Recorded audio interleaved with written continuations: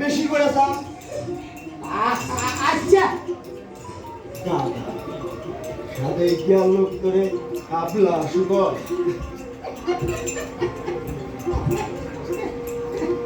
কি করলেন জীবনে?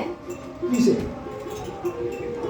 হাফলা হাসনা কি এখন ব্যবসা করে, আর এদিকে আপনি টাকার অভাবে আমাদের একমাত্র ছেলেটারে বিদেশ পাঠাতে পারতেছেন না। আহা বিবি, এটা হচ্ছে ভাগ্য। আরে ওই হাবলারে বুঝ দিয়া আপনার জমির নিচু অংশটা দিলাম, তখন কি আর আমি জানতাম তো ওই নিচু অংশের পাশ দিয়ে রাস্তা হবে। এটা হচ্ছে ভাগ্য, ভাগ্য। তাইলে আর কি, চোখ জোড়ায় তাদের ব্যবসা দেখো, আর তো কিছু করণ নাই, তাদের বাচ্চা কাচ্চা নাই, আর আমার টাকা, আর এদিকে আমার একমাত্র ছেলেটা সে টাকার অভাবে না বিদেশ যাইতে পারতেছে না কিছু করতে পারতেছে। আরে এই ছিল আমার কপালে। তুমি জানি কেন না?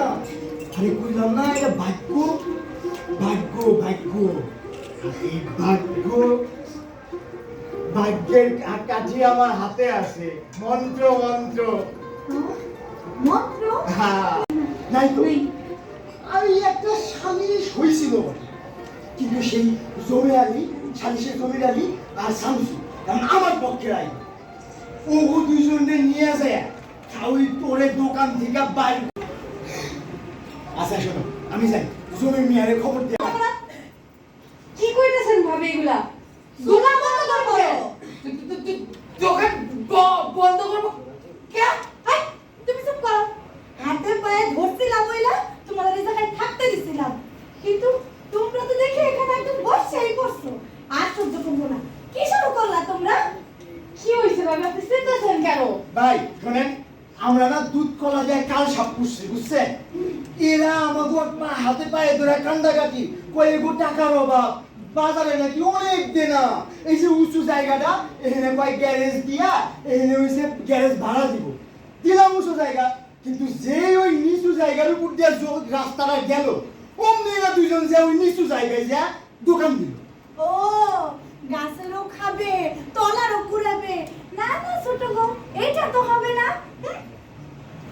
কি যে আচ্ছা আচ্ছা আচ্ছা ঠিক আছে, আমি তোমাকে 15 দিন সময় দিলাম, এই 15 দিনের মধ্যে তোমরা এই দোকান টোকান উঠে চলে যাবা। কি কইতাছেন? 15 দিনে কেমনে সম্ভব? তুমি কিছু করো না কে? এই 15 দিন মানে কিন্তু 15 দিন, আর একদিনও বেশি সময় দিব না, মনে রেখো। ভাই চলেন আমরা যাই। কি হইছে আমার হ্যাঁ, দোকানে হাবলা। কি হইব? মনে থাকে জানি 15 দিন মানে 15 দিন, চলেন। আমার দোকান কি করবি? কিছু ঠিক করছস? আপনি কোন না, আমি কি করতাম? চল দোকান খালি করি, হ্যাঁ? চল। দোকান খালি করবেন মানে? আপনি এত বোকা মানুষ কে? একটা সমাধান তো করতে হইব। আমরা মামলা করি। কি মামলা? মামলা করলে তো আবার কোর্ট কাছারি, এগুলো করতে তো ভয় লাগে, কিন্তু কি করা যায় কোন না? না না, মামলা টামলা করতে পারবো না, অনেক ঝামেলা।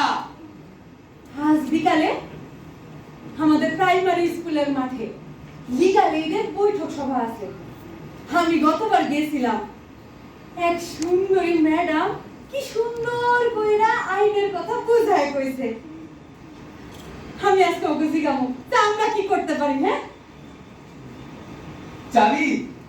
ও, চলেন আমরা যাই, ওখানে গিয়া আমরা মামলার কথা জিগাই।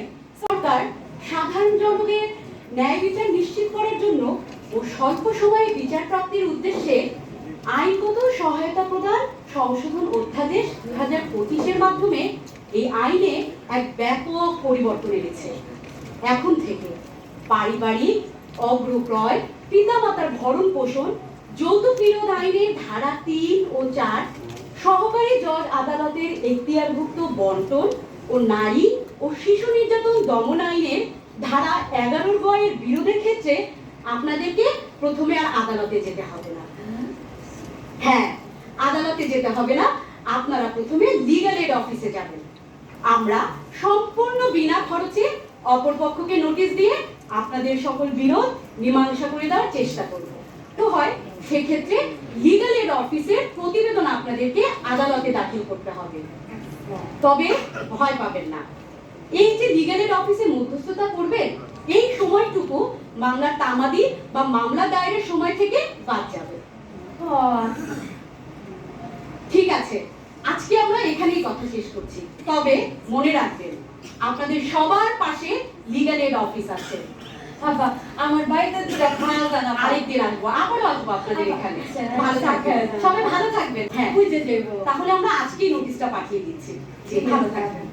গেলা কি হইছে আর নোটিশে সব লেখা আছে, এই এখানে যে সময় দেওয়া আছে সেই সময়। আরে হায় হায় রে এমন হইলো তুমি তো বলো সে নাকি বোকা, কিছুই বুঝে না। দেখছো আস্তে একটা চালাক বেটা, শেষ বয়সে আমার বড় ভাই আর বড় ভাবি কোর্টের বারান্দা দেখাইতেছে। আপোষ করার জন্য আসছিলেন। আপু আপনারা হয়তো জানেন না, প্রত্যেকটি জেলায় লিগ্যাল এইড অফিসে লিগ্যাল এইড অফিসার হিসেবে একজন বিচারক আছে। উনি মূলত আপনাদের হয়ে বিষয়টা দেখবেন এবং চিন্তা করবেন আপনাদের আপোষ করার জন্য। আর যদি আমরা না যাই? সেক্ষেত্রে আমরা আপনাদের বিরুদ্ধে প্রতিবেদন দিতে বাধ্য হব এবং লিগ্যাল এইড অফিস আপনাদের বিরুদ্ধে ওদের হয়ে মামলা করে দিবে।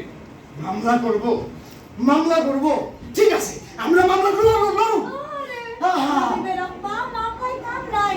দেখো না জমির চাষা মামলা 20 বছর ধরে চলতেছে। আল্লাহ জানে তার শত্রু কেউ শত্রু কেউ যাতে মামলায় না পেলে। কথা তো ঠিকই কইছো। আচ্ছা আচ্ছা ঠিক আছে আমরা যাবো যাবো যাবো আচ্ছা ঠিক আছে, আপনার সময় চলে আসেন। ঠিক আছে ম্যাম এই যে দেখেন আমাদের এই জমির কাগজ এই যে 4 শতক জমি না এই উপরের 2 শতক হইল মানে উঁচা জমি হইল 2 শতক আর নিচু জমি হইল 2 শতক। তো আমাদের ম্যাডাম ওই মুখে মুখে ভাগ করা ছিল যে ও নিবে হইছে নিচু জমি আর আমি নিব ম্যাডাম উঁচা জমি, কিন্তু উঁচা জমির উপরে এখন আর মানে দাম নাই কেন, আর নিচু জমির সামনে দেওয়া রাস্তা হওয়াতে ওই জমির দাম ম্যাডাম অনেক বাইরে গেছে। এখন ম্যাডাম আমি তো গরিব হয়ে যাবো ম্যাডাম, আমি কি করবো? আচ্ছা, শুনেছি আপনাদের কথা। এখন দেখেন আপনারা তো দুজন ভাই, ভাই ভাই তো বিবাদ আসলে ভালো কথা না। আজকে যদি আপনারা এখানে এই বিরোধকে মীমাংসা না করেন তাহলে কি হবে? সেটা মামলায় যাবে। এখন আদালতে মামলা গেলে ধরা যায় সেটা 5 বছর এমনকি 10 বছরও লেগে যেতে পারে। সেক্ষেত্রে এই যে আপনাদের দুপক্ষেরই সময় ও অর্থ নষ্ট হবে, এই ক্ষতিপূরণ কি আপনারা কোনো কিছু দিয়ে করতে পারবেন? ম্যাডাম আমরা মামলা ঝামেলায় যাইতে চাই না। আপনি একটু মীমাংসা করে দেন। খুব ভালো কথা। তাহলে আমরা একটা কাজ করতে পারি। কাগজপত্র দেখে যা বুঝলাম এবং আপনারাও বললেন যে আপনাদের জমিটা আড়াআড়ি ভাবে ভাগ করা। আপনারা 2 ভাই, আমরা যদি জমিটা লম্বালম্বি করে ভাগ করি তাহলে তো সমস্যার সমাধান হয়ে যায়। কিভাবে ম্যাডাম? আচ্ছা, এক কাজ করি, আমরা তাহলে আপনাদের যে জমি আছে সেখানে সরাসরি চলে যাই। জি। তাহলে সামনাসামনি আপনাদের দুপক্ষকে এই বিষয়টি বুঝিয়ে বলতে ছেড়ে পারবো। হ্যাঁ, জি ম্যাডাম। চলুন, আসেন, চলুন। আসেন ম্যাডাম, আসেন। চলেন। আসেন, আসেন, আসেন, আসেন। আচ্ছা দেখেন, এই যে হচ্ছে আপনাদের রাস্তা, এখানে আপনাদের উঁচু অংশ ও নিচু অংশের জমি কিন্তু আড়াআড়ি ভাবে ভাগ করা।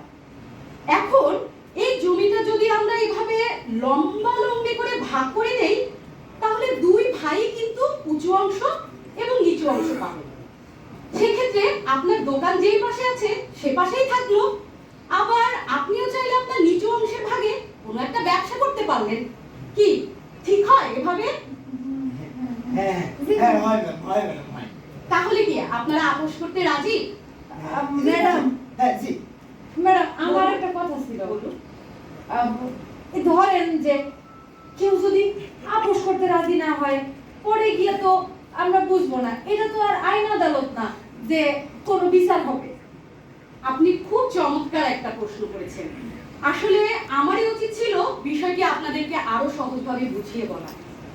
সেদিন উঠান বৈঠকে বলেছিলাম, এই যে নতুন আইনের সংশোধনটি হলো, এর মাধ্যমে দুটি যুগান্তকারী পরিবর্তন এসেছে। একটি তো আপনারা দেখলেন, আপনারা যে বন্টনের বিরোধ বছরের পর বছর আদালতে গিয়ে সমাধান করতে পারতেন, কিন্তু একদিনেই খুব স্বল্প সময়ে আপনারা দুপক্ষ সেটি আপোষ করে নিলেন, তাই না? এখন আরেকটি পরিবর্তন কি?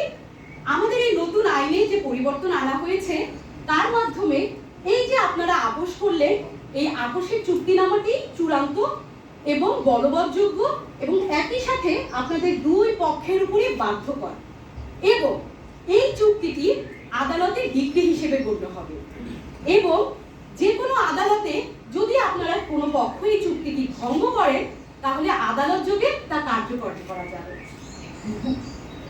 তাহলে সবাই মনে রাখবেন, দ্বন্দ্বে কোনো আনন্দ নাই, আপোষ করো সবাই, লিগ্যাল এইড আছে পাশে, কোনো চিন্তা নাই। দ্বন্দ্বে কোনো আনন্দ নাই, আপোষ করো সবাই, লিগ্যাল এইড আছে পাশে, কোনো চিন্তা নাই।